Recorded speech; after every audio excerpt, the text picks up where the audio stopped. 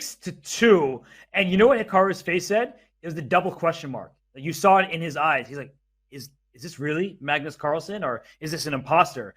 This isn't Among Us. You got to play chess. And right now, Magnus Carlsen is down 6-2, Danya. Can you believe it?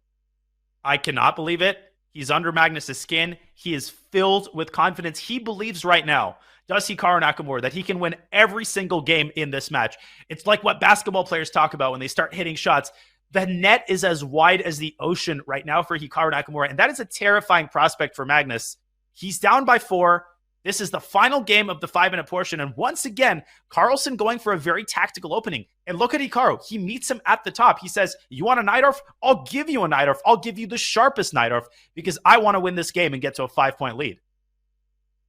I just am in disbelief. Bishop D7 covering the C6 square. So I'm not familiar with that move. And neither is Hikaru by the looks of it. we did it again.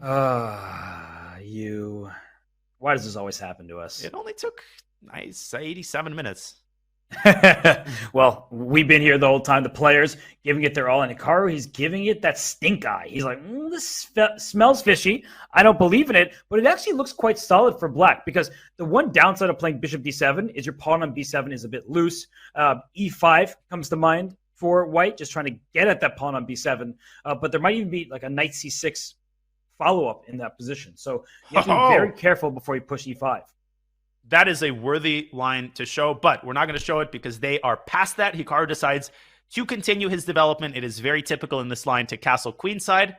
And is it time for E5? No, another developing move. A fan. Is that bishop going to be vulnerable after black puts something on the C file? Yeah, queen c7. That's a standard Sicilian move. The bishop, that kind of sews in bishop on c4. Not great here. It's vulnerable to attack. The knight can hop to a5 later. So I feel like the black position is extremely solid at this point. And so Magnus has everything he could have hoped for out of the opening. This was a very astute choice. Bishop d7 taking Hikaru out of his comfort zone. I assume he'll meet queen c7 with the Sozin-esque bishop b3, where the bishop is very safely protected, but I suppose the problem in that position isn't so much the bishop as the attack that black can unroll on the queen side of the move like b5.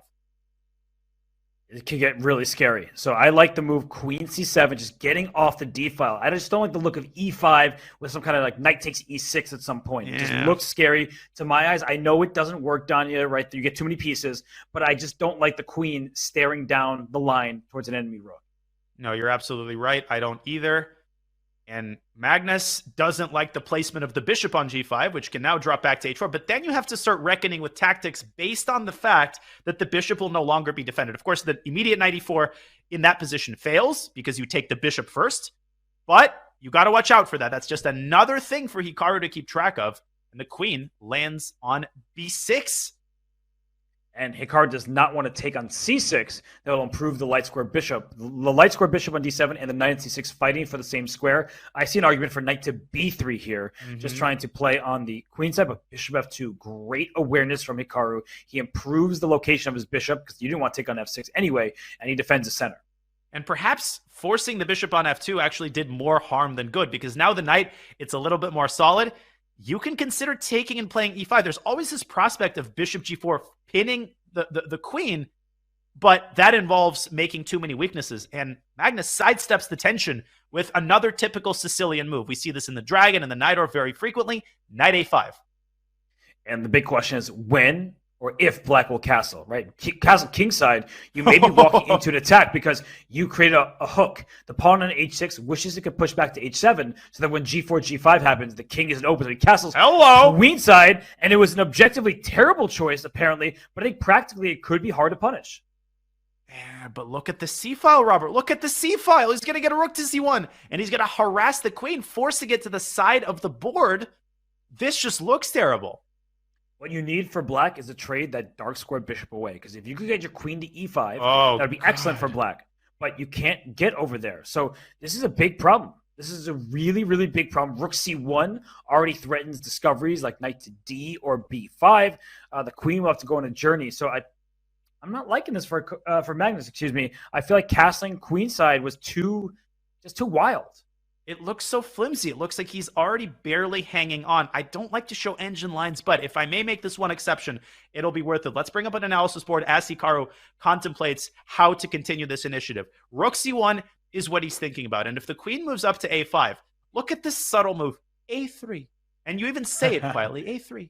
Preparing b4. Where's that queen going to go? Is it going to go back to b6, walking into one discovery? Is it going to go back to c7, walking into another? Black might have to play rook c8. You play b4, and now, Robert, you called it queen e3. Oh, that walks into a fork. No, it doesn't. Knight c6 check with queen a7 coming to a theater near you. The attack is decisive, and White's going to pick up the queen after that with bishop b6 check. Well, I don't think Magnus wants to await that theatrical release. That looks horrible. That looks scary. And Hikaru, of course, is aiming for just this variation. He plays b4 right away. Wow. What a Hikaru move. He said, please take my pawn on b4. I'll play a3. And if you go queen a5 back, there's knight b3. Knight b3. And the queen might get trapped. Knight d5. What an idea. This is amazing. He reverses the order of these two moves so that both of them occur with tempo. And the queen has to take the pawn. You have no choice. And maybe you have to go to c4.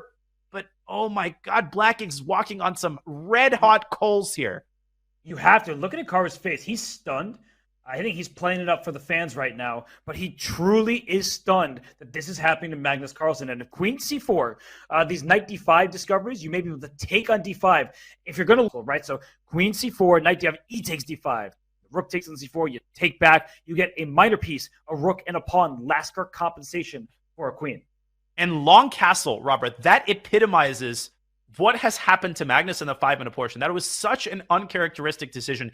Castling into the attack, depriving the queen of necessary escape squares. Magnus's judgment, his intuition, what he has hung his hat on for his entirety of his chess career. It's left him. It's disappointed him, to put it mildly, and Hikaru has exploited it for everything he's got. Now, does he play knight d5 and allow the Lasker compensation? Or do you play something like b3 and b4 and keep harassing the queen? Oh my God, Robert, there's a way to trap the queen. Yeah, I see what you're saying. b3, then b4, and then move your knight away.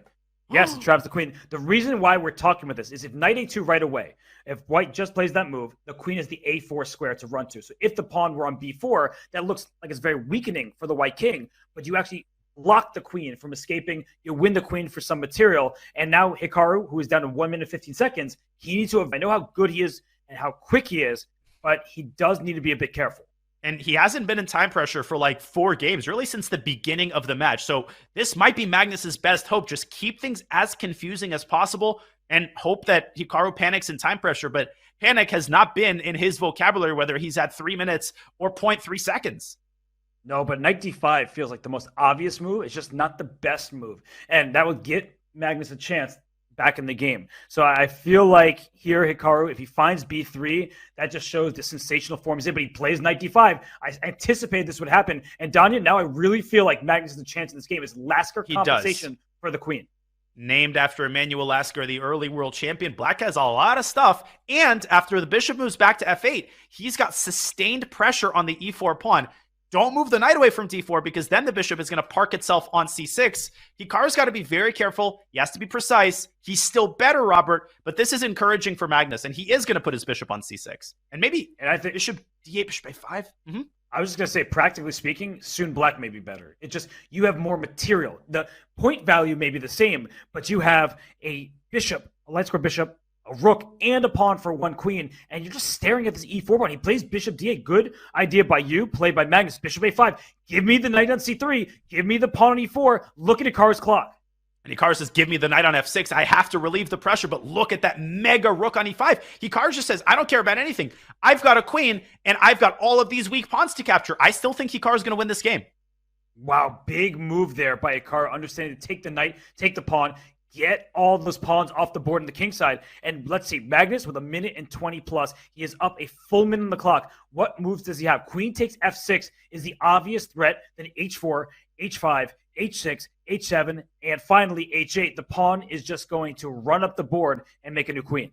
And he's going to run up the lead to 5 with a victory in this game. I think Magnus's only chance might be to use his rooks and actually try to checkmate the king in the corner. Try to put one rook on b6, the other rook on a5. It's slow. It's cumbersome. I think he's trying to do something like that, but it's going off the rails. Hikaru just keeps munching on pawns.